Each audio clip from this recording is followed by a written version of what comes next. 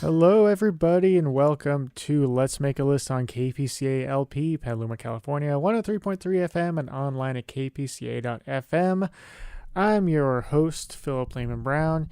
This is the show where I take a topic relating to some kind of pop culture thing, movies, music, books, video games, something like that. Make a list, and then with a guest or two or three, go over our choices and talk about them. Today, I've got a returning guest. Let me give her the introduction she deserves. You know her from Phil and Ariel's mixtape. You know her from other episodes of Let's Make a List.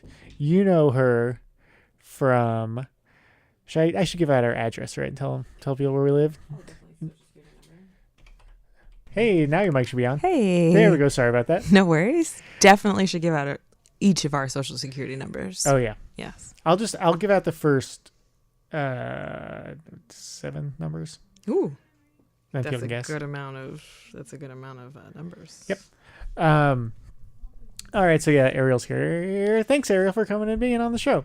Thanks for Took time having out of your busy day. I mean, you're to do this. welcome. I definitely had to carve out some time with a butter knife. It wasn't a violent action. It was just a very generous one. Oh, thank you. Did you heat up the knife first so it cut easily? Obviously. Or did you freeze everything? So it's just it's like cutting through bone with a chopstick. That's a phrase, right? Yeah. Speaking of bones and chopsticks, wait till we get to my public domain movie of the week. Ooh. It's coming up pretty soon. I'm so sorry that I'm a distracted guest. It's just I'm trying to put in one last chunk of the thing that is for today. Oh, it's okay. I want to talk about something unrelated to what we're going to talk about so far. So real quick, talk about something that I've noticed with community radio. We've been on the air for about a year now, and it keeps growing and growing. And when I listen, the cool thing is it actually, not that I didn't think it would do this, but it's really cool when you can see how much it actually represents the community. Totally. And how I'm actually not only just learning about the people who live here and the places and stuff, but making connections between things. Where I'll listen to an interview show and they will talking to somebody who talks about this other one place that they work. Mm-hmm. And I go, oh, okay, I know that place. And then they go, that person's owned by blah, blah, blah, who runs the doo-doo-doo-doo. And it's cool. It's cool because it puts personality behind not just people, but the places. Mm-hmm. And it shows how it actually does make me feel more at home, which is really, really cool. Yeah. I appreciate that a lot. And one of the things that's so cool about it for us is that when we moved here, I've talked about this before, but I'm going to talk about it again. We wanted to try to figure out a way to get more involved with the city. And the radio's the perfect way because it's a way because we're both shy and kind of introverted. This is a way to introduce ourselves to the community through a vehicle that is something that we enjoy and relate to, like, music and movies and all that stuff. So we can use that as a way to kind of, put our foot in the door. Mm-hmm. And then everything is history from then on. Yes. It's really cool. We made history. You're welcome. High five. Oh, hi. It was 5. Oh, high five. Yeah, that's what I want to talk about first. So today our topic is, what was I going to say? Oh, I just got a text about the show. Let's see if it's something important. All right. Definitive no. So the topic I was just about to say what they were asking about. So the topic today is our favorite lyricists. Mm-hmm. So that's a little different than vocalist. And it's a little bit difficult. It is. And it's tough to talk about without feeling pretentious also for me.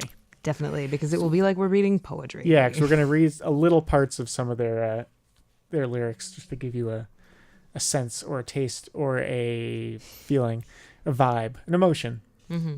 And it'll probably make me feel uncomfortable doing it because I'll feel like I'm emulating or something like that. Awesome. Yeah. But it's not time for that yet. Mm-hmm.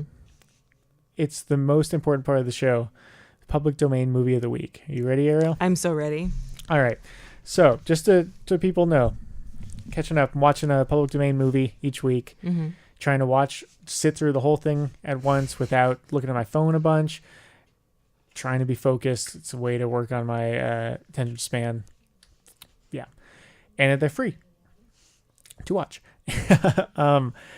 So I've watched Last Man on Earth, I've watched Last Man on Earth. I've watched Last Man on Earth, Suddenly, House on Haunted Hill, and today I watched The Brain That Wouldn't Die. AKA The Head That Wouldn't Die. Ugh. So some of the, I think the one I watched actually at the beginning of the movie, it said The Brain That Wouldn't Die, and at the end it said The Head That Wouldn't Die. So is it attached to a head, or is it This just a is the separate thing. brain? It's an interesting movie. I'll get to it. That's quite a difference. Yeah. It's a head with a brain in it. Came out in 1962, but it was completed in 1959. And I guess it took a while for them to decide to release it. Mm-hmm. This is one of those movies that Mystery Science Theater 3000 did an episode on. It is parodied many places because it has many laugh out loud, ridiculous moments. There's a car crash. And I can't describe, just it's fantastic because it's so ridiculous, and there's like jazz music playing to make it go. It's the jazz. It's like boom, where it's like chaos. You know what I mean? And then the way that they swerve the wheel and crash, and then the guy rolls down the hill. It's just ridiculous. And so it's a scientist. A little bit. Can I guess at the plot? Yeah. So you said scientist, so I know a scientist is involved. So a scientist is driving a car, and he has a real important delivery to make. It's some kind of serum. But we don't find out what kind of serum until he gets into this horrible car wreck, and it's raining, and it lubricates his fall down this mountainside where he just flopping down, and then his head pops off. But right when his head pops off, the serum somehow mixes with the blood and all that stuff, and it creates some crazy sealant / thing that doesn't make any sense in science and keeps the head alive. That's about as realistic as the plot actually is. That's not that bad. So, okay, another thing. This movie should have been a 20-minute Twilight Zone episode. And there's probably enough dialogue for that. It's just dragged on. Everything's so slow. Know how, I keep jumping around. I'll get to the plot eventually. But know how that I have the boredom score, where it's how many times I find myself looking at my phone during it. Then I realized, like, that won't really work because over time I'll get better at not looking at my phone. So this time I was thinking, like, I'm not going to look at my phone at all. I looked at my phone 4 times. I noticed.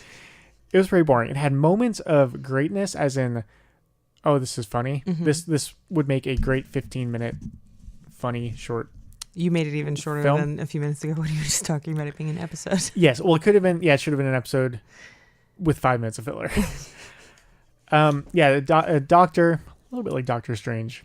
And sorry, not really. What year is this from? It was made in 59, released in 62. Okay. Black and white. A doctor who, I have a note. One of the first things in the movie. You just pulled out. I just pulled out the paper for a different movie. The most amazing Where did I put it? All right, hold on. I'm going to look for it as I talk. I know I brought it, but anyway. He's a doctor, and he is working on... He like, someone dies, and here we go. Sorry. Couldn't do 2 things at once. All right. This is the first scene in a doctor's office. A guy dies. There's like a few doctors there. One doctor says, now that didn't work, can we try my way? And the older doctor goes, an operating room isn't a place to experiment. And the guy says, but he's dead. What harm can it do? The doctor responds, okay, go for it. Oh my God. And so he cuts open the guy's scalp and just folds it back, and they show it's nice and clean, and he just like basically jump starts the brain. Just takes like those 2 things, like you check the electrical current, just put it, and then they start massaging his heart. They don't show that, and then eventually this person lives on their own, and you find out the older doctor is the other doctor's dad, and he's like, you're walking on thin ice. We can't play God. Blah blah blah blah blah. And the guy's like, but science, we have to embrace it. But science. Yeah. So his fiance is a nurse at the hospital also. And they're going to go on a ride up to the doctor's country house, where you later found out he's doing experiments there. He's taking limbs from dead bodies and stuff. And on the way, he's a crazy driver, and he crashes, and then he goes flying out the car. He gets up, goes back. Car is burning, and you just see like the woman's hand kind of reach up, and then he tries grabbing the hand, kind of goes down, and then he takes his jacket, and you don't see what he's doing. You just see you see his upper body. You don't see where his arms are going. He sticks his hands in there with the jacket, moves around a little bit, picks it back up. There's something in the jacket now. Oh my God. So I thought it was the hand because the hand's reaching out. No, it's her head. You realize later. It just melted off, I guess. So he's got the head and he brings it back to the lab, and then they, hook it up to some science and it's still alive. And she wakes up and she's like, "Oh, how could you do this to me? Just let me die. You don't know how this feels." But he's out trying to get a body. So he's going around trying to find the most beautiful woman he can.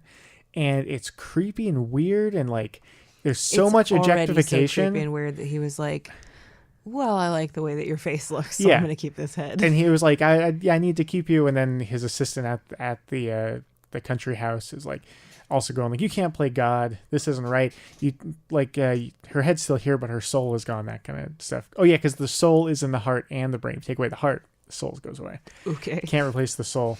Let me see. I wrote down my notes. Holy God, this is boring now.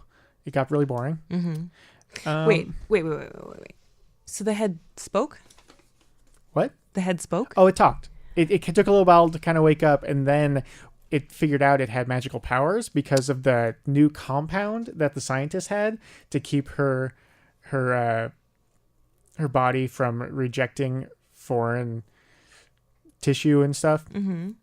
Gave her special powers so she could communicate with the monster in the closet. What? There's a monster. Yeah, the monster in the closet where they did a bunch of experiments on, and they connected their own body parts to somebody, and you don't see that monster until the end.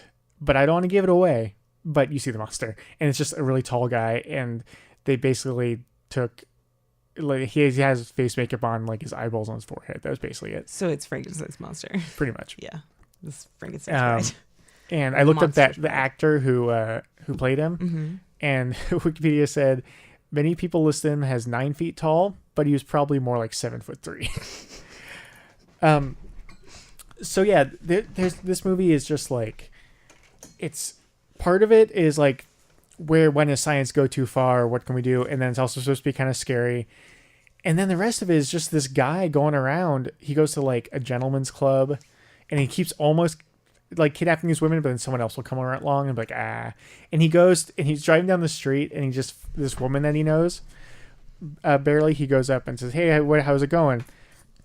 And she's like, "Oh, I'm fine. You want a lesson in anatomy?" And he's like, "Your anatomy?" And she's like, "Oh no, I'm on my way to a best body contest. Do you want to come?" "Sure." And they go to a beauty pageant thing. So what is his justification for essentially being a serial killer? To save his wife. But why wouldn't you just go to morgues? You're a doctor. Oh yeah, but he wants to be able to actually fudge paperwork and get in and out. But he needs fresh parts, I guess. Yuck. And then he finally finds someone, and then the stuff happens. It's the worst movie out of the 4 I've watched so far. It sounds really rough. It had some really funny parts. If you like watching old bad movies, mm-hmm. this is worth it. Just know that there are going to be 10-15 minute stretches where you're going to want to stop, but you stick around. There are parts that make it worth it, but as a movie, it's the worst out of all of them so far. Yep. And it's just everybody, all the women are just, except for the main head. She's the only one that is has any decency to her, I guess. No, not decency. That I think any intelligence basically. Mm-hmm. And just everyone else, the main guy is just horrible and gross. The assistant is an idiot, and then just goes around, and just these women are all gullible, and it's just creepy and gross. I wish you could travel back in time, just deliver a movie review to somebody's desk, and then just pop right back here. So the boredom score of 4. I disagree with the morals in the movie for the most part. Mm-hmm. And that's it. Cool. The brain that wouldn't die. Yuck. Yep. Yeah, I guess that's all I have to say about that. All right. Should we get to our topic now? Of course we should. All right, cool. Thanks. But I love your notes. Yeah, scratch paper. For the movie. None of you get to see that, so it's good radio. Uh-huh. All right, so our favorite lyricists. Mm-hmm. For me, there were a few things that go into making someone a lyricist I like. Excuse me. So a great lyricist usually has one of these things or a few of them. They say something that actually informs me, that I think is something that's good to know. They make me feel like they trust the listener enough to show some vulnerability. Mm-hmm. They are good with wordplay. I keep counting, and I've been on one the whole time. Yep. Keep flipping your thumb out. Say things in a way that make me want to actually listen to what they're saying. Mm-hmm. And or they say something that's interesting that I might understand, but I actually think about it and try to figure it out. Cool. So I guess a lot of that is what makes a great poet too. Mm-hmm. But the music is what makes it interesting for me for the most part. Horde Smith. Yes. If you will. Mm-hmm. What kind of things, when you were making your list, did you think of? Well, there's a lot of... We both listen to a pretty wide variety of music. And so the subject matter varies hugely. So I kind of just went, what are some of my favorite songs? And like, what are some of, like, there's one where this is not one of my favorite songs, but you like the bass line. I like, yeah, what are the most interesting bass lines? There's one artist on my list where I just like the lyrics that she has in her music because they're very personal to her. And it's very important to her to be able to tell a story. And sometimes they're autobiographical. And I just like the way that she puts words together. But let's see if I can sound smart. Don't think I can. A lot of the times a good lyricist or a good poet is good for me if they really make me imagine like a small movie in my head. Yeah. So the lyrics have to go with the music. And sometimes that process changes. It's from person to person. Yeah. It's, one comes before the other depending on who it is. But everyone I picked, I love the way that the words work with the music and how they end up singing those words. Yep. Because like part of it is writing the words, but then it's also how you actually say them with the music that they go with. So it wasn't really like a huge mind-bending selection process. Right. It was like what comes to mind first. And my first list, all of the artists, their names started with J. And I was like, oh no, I need to go back to the drawing board. Jan Jackson, Jermaine Jackson. Just Jackson. Jackson. Jimmy Jackson. Yeah. Do you think if you were making a list of your favorite vocalists, it would overlap a bunch with this? Yeah. Yeah. Mm-hmm. I was kind of, mine's the same way. It overlaps a bunch, but I was trying to really not focus on their voice as much as the words and the words. Yeah, because generally when we're listening to music, I listen to the lyrics first, you listen to the music first. Right. So it makes a lot of sense that you would really take something different from the lyrics. Like you said, being informed by them. God, I don't want to be informed by them. No, it's lyrics are what I come at first. So if they're like literally telling a story from A to Z, that's fun. I do like the more traditional kind of like storytelling elements that can be incorporated into music. But I also just like sort of abstract ones and then how they end up working with the music. Yep. Yeah. So like here's an example of both those. I was saying the same topic but expressed in different ways. Story one, we've got cat eats a fish. The fish moves around. Cat gets tickled. Cat throws up fish. Fish goes back in bowl. And then back in the sea. Everyone's happy. Yeah. Abstract. Fish eats cat. Fish eats cat. Then how come cat feels fish inside? Creature but how come within cat? all of us guilty for despair of the earth, ocean, safety. Nailed it. Community radio. Is that it? Oh, goodness. The Fill Time Poetry Hour. I would love it. So yeah, my goal is to not sound pretentious, but I probably will. And we're gonna read out some of the lyrics, but not a bunch, just little bits. Because I don't want to just take someone's work and then just, say, just here, I'm going to use your work without giving you credit or whatever. So I'm just going to, little bits. Although we are giving them credit. We are giving credit, but it's, you know what I mean? It's like, yeah. And I have a bunch that I didn't find lyrics for because I feel like the context within the whole song, without reading the whole song, it loses a lot of what it means. Yeah. The ones I picked, probably it's the same way, but this was tough. It was really tough. That's going to be that way for a few of mine. Yeah, it was really tough to separate it from the music and the melodies. And it's going to be weird saying these without having the meter. Yeah. Yeah, some of the rap ones I'm going to be like, it's going to be, I was just reading it to myself. Reading it to myself. In yourself? Yeah, like the fish with the cat. How come cat feel fish? Abstract just means not using grammar, correct? Yeah. Oh, or grammar correctly. Look at that pun. I used correct incorrectly. I'm going to remember that for a long time, as well as one of my favorite lyrics from one of your friends. Oh, yeah, which you can't say on the radio. No, can't say it on the radio at all. Thank you, Nick, for that. Yep. We quote it very often. Mm-hmm. All right. Do you want to go first? Sure. Cool. I'd like you to go first. Okay, so I don't have any ranking here. Oh, no order. Mine aren't either. I don't either. It's tough. Okay, so I'm going to start with a really solid one and end with a really solid one. Cool. Can I? According to me. Can I interrupt you real quick? I'm sorry. No. Oh. Thank Go you. ahead. Remember, if you feel like calling in, if you have a comment or if we're talking, you're like, how can you not say this person? Feel free to call into the station at 707-981-7577. That's 707-981-7577. You call, you'll go right on the air, and you can chat with us if you want. Or if you don't feel like calling, you can always tweet us at Phil and Ariel. At Phil and Ariel. All right. Thank you for letting me do that. Please continue. Okay. So my first lyricist is John Lennon. Nice. He was on my list, but not high enough for me to find lyrics.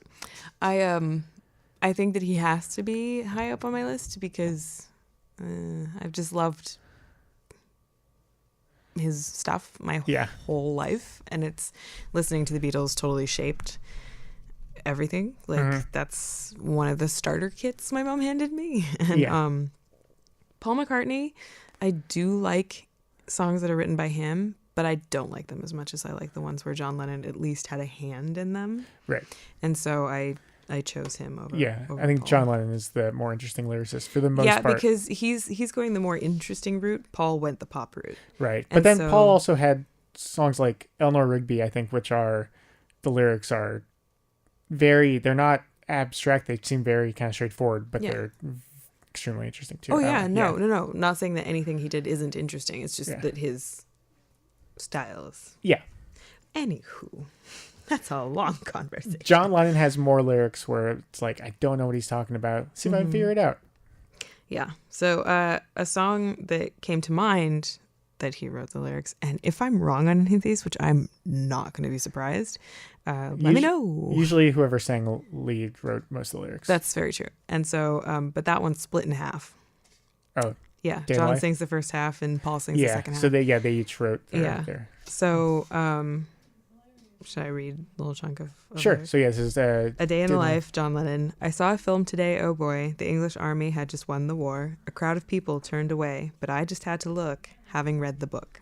And that was after he talks about a guy shooting himself in the head at a stoplight and people gathering around to figure out who it is. And it's this whole epic song that is just crazy. And we've talked about it before. The version that I'm familiar with is from their anthologies, so it's not the finished version. Right. Are the lyrics different? No, the lyrics are the same, but the way that it's produced is different, and some of the sound effects are different. And so, unless you're really paying attention, you might not notice. But like things that I'm expecting aren't there in the final version, which is a trip. But that's not what we're supposed to be talking about. So I think I read probably the most boring lyrics in the whole song. But I like that it's just this really weird song that really affects you when you're listening to it. Yeah.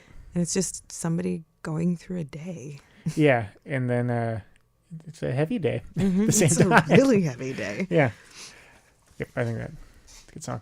And then a lot of these I was looking at also, just the title of the song really shapes how everything is also in it. Where, well, that one I feel sometimes, because some people really like to be super abstract. But even when it's abstract, it already, it to me, it goes, they decided that was the most important words basically to say for the song. I don't know, but sometimes, yeah.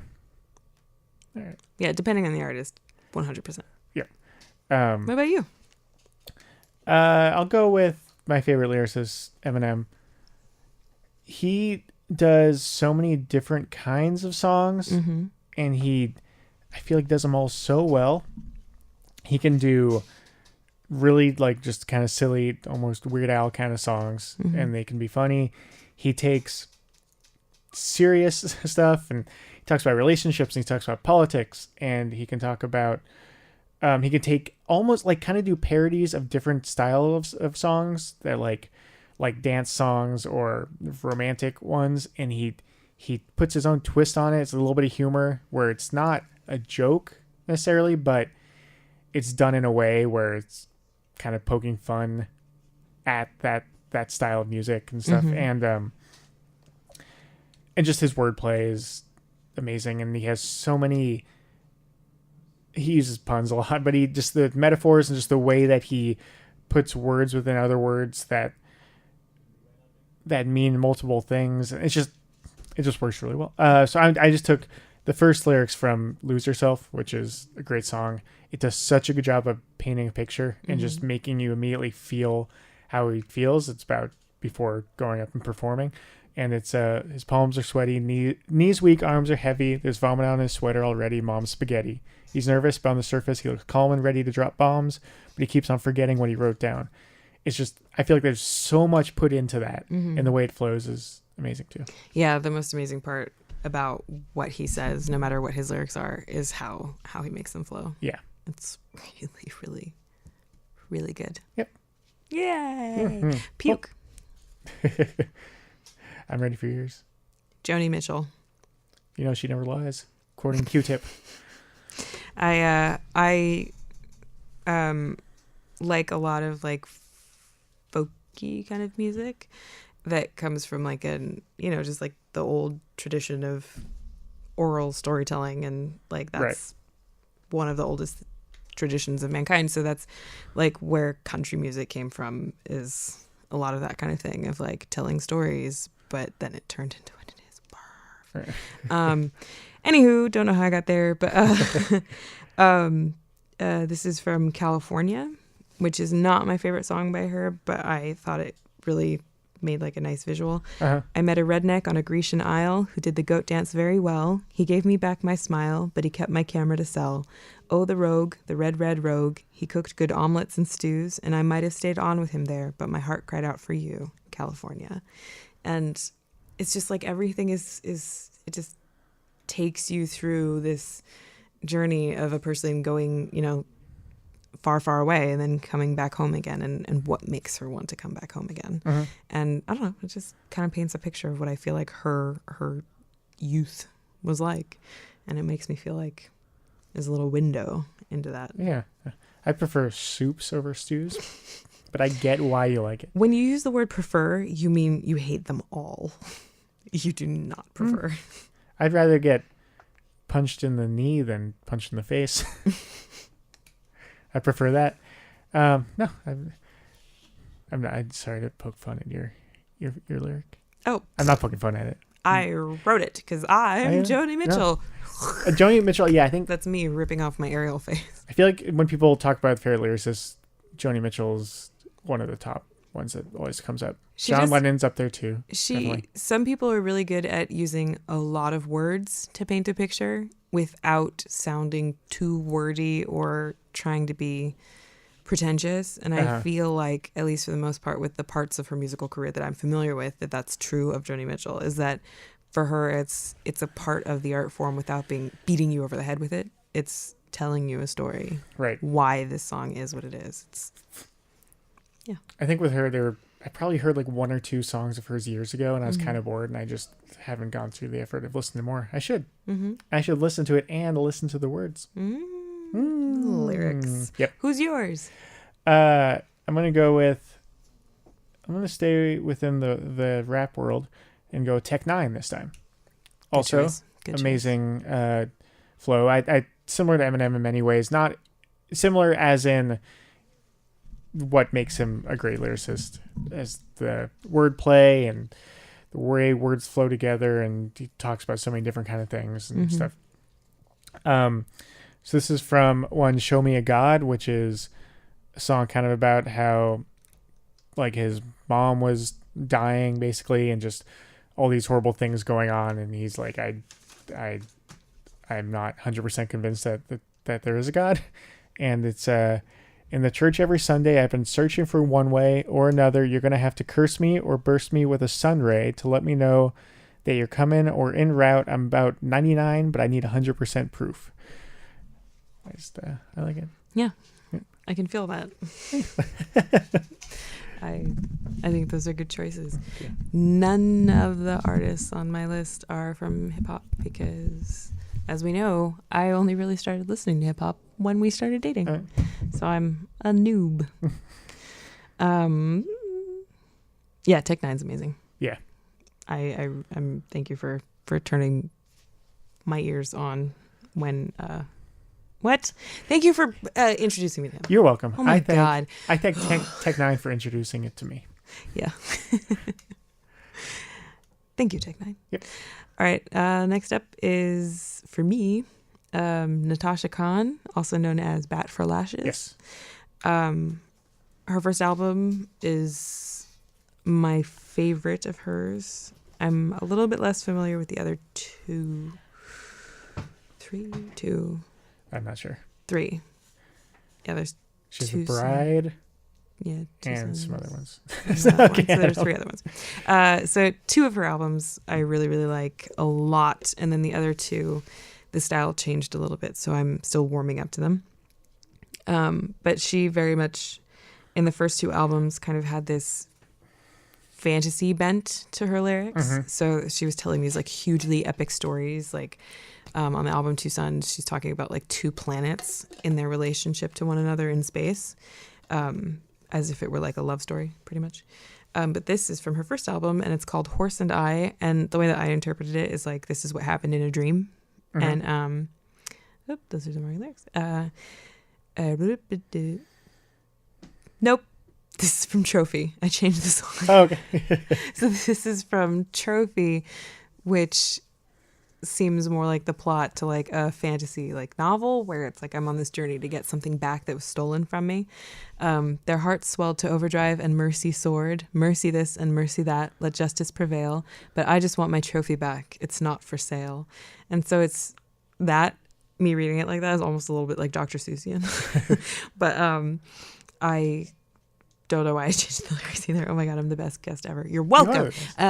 But I just like her lyrics a lot because there's like a whole world in each song that feels complete for the song. And again, things make a lot more sense when they're put with music. Yay. That's my third one. Cool. I'll go with my last rapper, hip-hopper. Last rap. Killer Mike. Mm-hmm. Part of Run the Jewels, and LP and Run the Jewels, he's great also. Yeah, Ariel's doing the hand. It's very close. Yeah, it's the gun and then the hand like is holding a necklace. There you go. Radio. Yeah. It's really important that I do that. Killer Mike is one of those where not only just a great voice and flow and everything, but he teaches me some stuff, and it's just a perspective on. He's just I don't know. It's the same thing I'm going to say for everyone. But sorry. No, he is incredibly well informed and politically I agree with him on a lot of things, even the things that I disagree with him on. Like he's very pro like NRA, pro gun ownership stuff. Even he has like the one person I've heard where the argument, I was like, oh, I didn't think of it that way. I don't agree with him, but it's like, I don't feel like he's doing it out of, he's not mean-spirited or corrupt in a way. It just feels, he feels very sincere to me. And so this is a song about Ronald Reagan. He's very vocal in his dislike for Ronald Reagan. Gee, why? Yeah. Different conversation. They boots was on our head, they dogs was on our crotches, and they would beat us up if they had diamonds on our watches, and they would take our drugs and money as they pick our pockets. I guess that's the privilege of policing for some profit. But thanks to Reaganomics, prisons turn to profits because free labor is the cornerstone of U.S. economics because slavery was abolished unless you are in prison. Yep. It's just a lot of heavy stuff put in there and important stuff. Yeah. And when he says stuff, he has a very commanding voice, I guess you could say. And easy to listen to. Yeah. There we go. I'm not giving justice to any of these songs. Oh, neither am I. I feel like such a wet dish rag. Yeah. But I think that you're doing a good job. But Thanks. You're explaining stuff very well. This is the compliment show. Hey. So my next artist is Amanda Palmer, who has a really cool solo career, and she was also a part of the Dresden Dolls and Evelyn, I believe as well. I don't know Evelyn. Is it Evelyn? With Jason Webley. Oh. They dressed up like conjoined twins. Oh. She's not only music now, but she kind of has a career because she's one of the like the front runners in Patreon and using crowdsourcing and stuff. I think that she might be, for a while, I think that she was one of the biggest success stories on Kickstarter. Okay. Because that's how she released her album, Theater is Evil, and was able to fund, I think it funded the tour as well.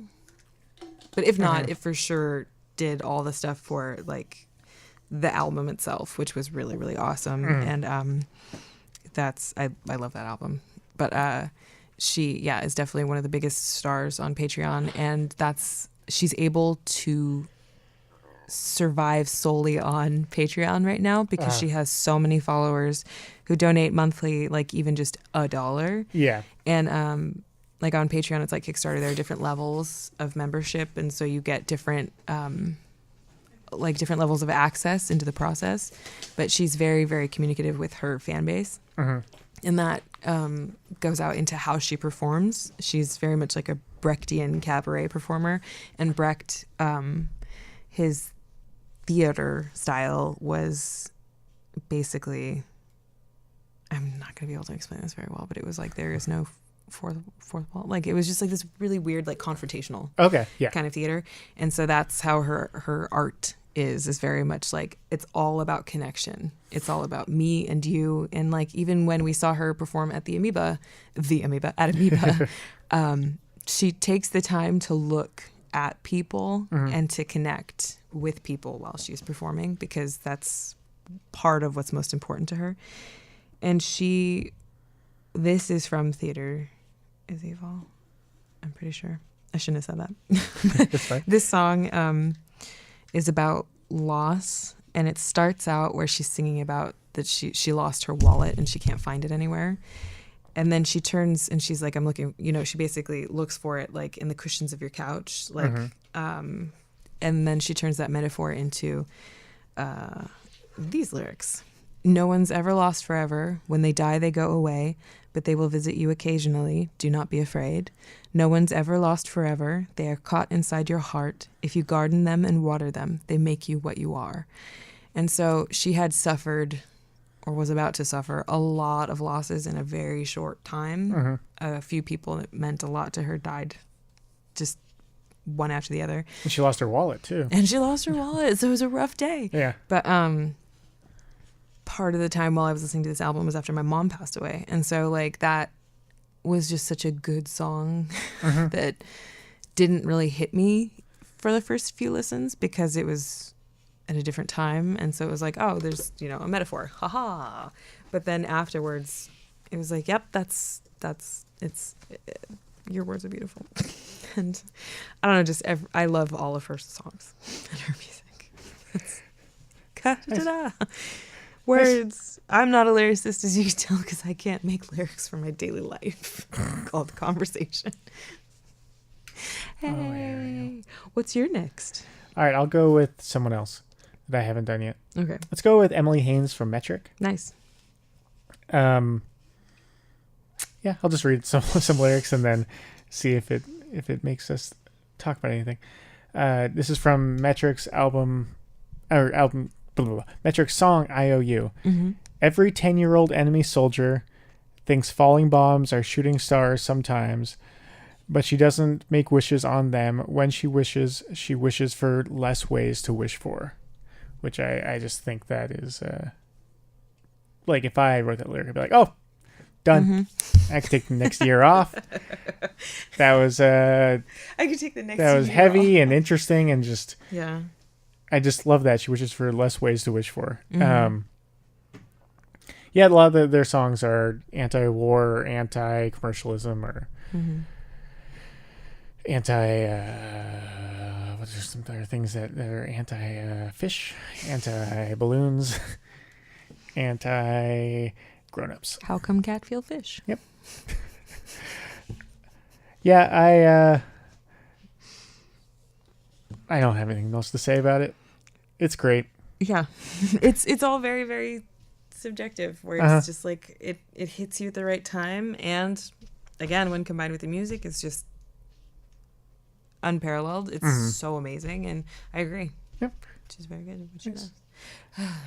How many more do you have? I have one more. One more? All right, cool. I have two more, so nice. You should go and do yours. Okay, so this was the last one that I was doing, and so I didn't do as much research into who wrote what. Okay. But U2, according to their Wikipedia page and according to a couple of other things, they all kind of contribute at different times, but Bono writes most of the lyrics.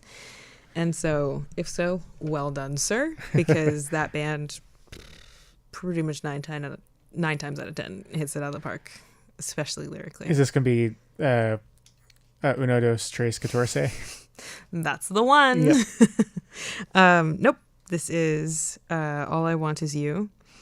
You say you'll give me eyes in the moon of blindness, a river in a time of dryness, a harbor in the tempest, all the promises we make from the cradle to the grave when all I need is you. I love that song. Mm-hmm. But U2, especially their early stuff, until about the mid-90s, pretty much everything that they wrote is like the best thing I've ever heard, because it feeds all the things that I want, and it has like amazing, beautiful word play, not word play, but just good words. They've got good words. And they also like serve this fantastical epicness that I like to listen to sometimes. Blah, blah, blah, blah, blah. I think they're really good. And I love that song. And if you don't know it, you can find it on the internet. Oh, they've got music on there now? Yeah. I thought it was just books and blogs. I mean, it is books. It's kind of like the library. You knock on your laptop. Yeah. And you are able to just reach in, fish around for a minute, and then you can pull out whatever. Do you need like America Online? You need like one of those trial. You can probably go to the store and get one of those like 8 million hours for free CDs. What's that one from Parks and Rec? Oh, like is it Alta Vista? Yeah. Yeah. Yeah. Nice. All right. I have one more where I'm going to read lyrics. I feel like we both fell asleep. No, it's good. It's just so tough to do this without feeling pretentious, like we kept saying. I think we're both a little bit self-conscious about it. Yeah. Damon Albarn from Blur and Gorillaz and a lot of things. This is going to read some words from Look Inside America, which is a Blur song. And it's kind of a darkish song. That album, the whole self-titled album, is kind of, it's after their kind of peak in popularity, and they didn't want to keep being that pop band anymore. So it still has amazing songs and everything. It's just produced, I feel like, much differently, and just different kind of sonic textures and stuff. And so this is a song, Look Inside America, which is not a love letter to America, I'd say. No. And it's kind of about touring and just I'll read it to you, and then I feel like they really didn't see a very good side of America when they came through that time either. Right. Yeah, their relationship with the country has changed. Yeah, definitely. In the past 20 years. Yep. Good morning, lethargy. Drink Pepsi, it's good for energy. The bath's on. Smoke in the bedroom. Sore throat on my neck, a nasty bruise. And where it came from, well, I don't know. But we played last night. It was a good show. Mm-hmm. It's just like, that really paints a picture of touring in a place you don't want to be touring in, and just like,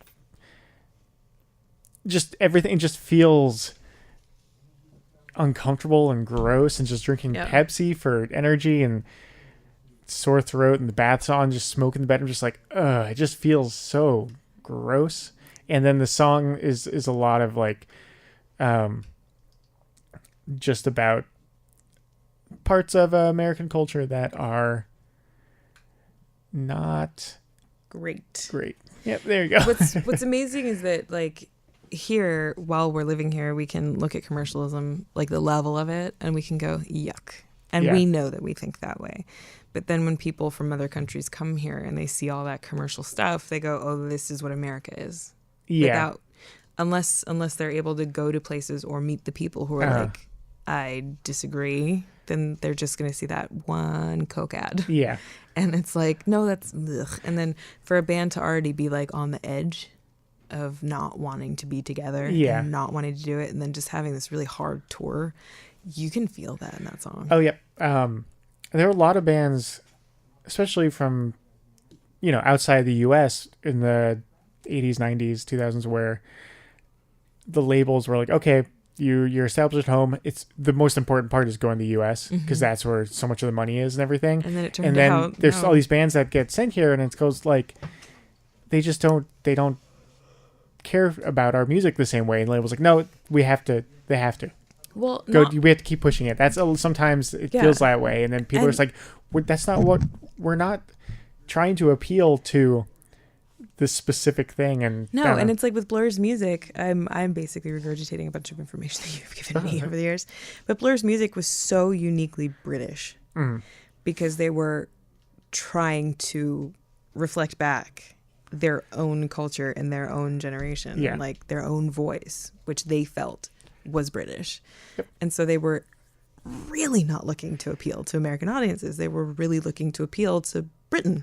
Yeah, they were embracing, because they saw just even in the UK, just bands that were there were trying to go away from kind of British themes and styles. So like, and so it didn't really have its own identity. We're going to embrace it. Still like critique it and everything, and not just go like Britain is the best thing ever and everyone else is horrible.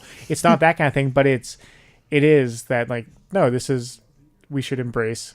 Yeah, because it's the same thing as the American commercialism, is that they didn't want people to just have this idea of Britain being the Beatles, right, and nothing else. Like, no, Britain has, like, when I first went to Britain, I was shocked by like all the different mishmashes of culture and just like what it is like to actually be there, because you just have this one vision of what it looks like, and that's the BBC. And you don't really know anything else. And so it's so cool that they had that goal and they really stuck to it. And it's so stupid that the record companies were like, let's force that on American audiences without actually introducing American audiences to you or advertising you very well. Yep, I agree. All right, I'll just have a few more that I want to shout out, as they say on the radio. As they say. Other rappers that are great lyricists: Nas, Chuck D from Public Enemy, Zach De La Rocha, I think. Excuse me. Mm-hmm. Scott Weiland. I was looking through, and his words just seem to fit with Stone Temple Pilots' music so well. Where it's a good mix of abstract things and then things that just were very straightforward. Gruff Reese from Super Furry Animals is always interesting. I think that we have that conversation every time. Yeah, there's a lot of humor and stuff in a lot of the lyrics. Joker's daughter, I forget her name right now, crud, but she tells really kind of interesting stories, and a lot of the stuff, it's kind of fairy tale-ish folk kind of stuff. Yeah. Anyone else that I wanted? Shirley Manson. Another one that was all those. I felt like if I had to read the whole song for it to really work. That is my list. Yep. That's a really good list. Thanks. I like yours too. Thanks for playing. All right. You ready for 5 minutes of quick game kind of thing? Okay. I'm going to say I'm not going to do Star Wars or Star Trek because we're going to have full episodes based on those. And so yes, what this is going to be is I'm going to name a popular movie franchise. Okay. We're both in our head quickly think of our favorite and then what we think the other person's favorite is. And then we're going to see if we're correct on both. Okay. All right? Mission Impossible. My answer is I got it. And I think your answer is so I'm narrowing I got down it. A movie in the Mission Impossible. All the Mission Impossible movies, yeah. And I'm deciding which one's my favorite and which one's your favorite. Okay. I've got my favorite. I've got your favorite, which I think is the same. Do you hear that buzzing? Or is that just me? Oh, good. All right. Well, we'll just talk through it. Okay. Oh, it's gone. Oh, cool. All right. Fix it. All right. For me, it's the fifth one. And I think yours is the fifth. Which I think is... Wait. Crud. Is that Ghost Protocol? Yes, I think so. Yeah.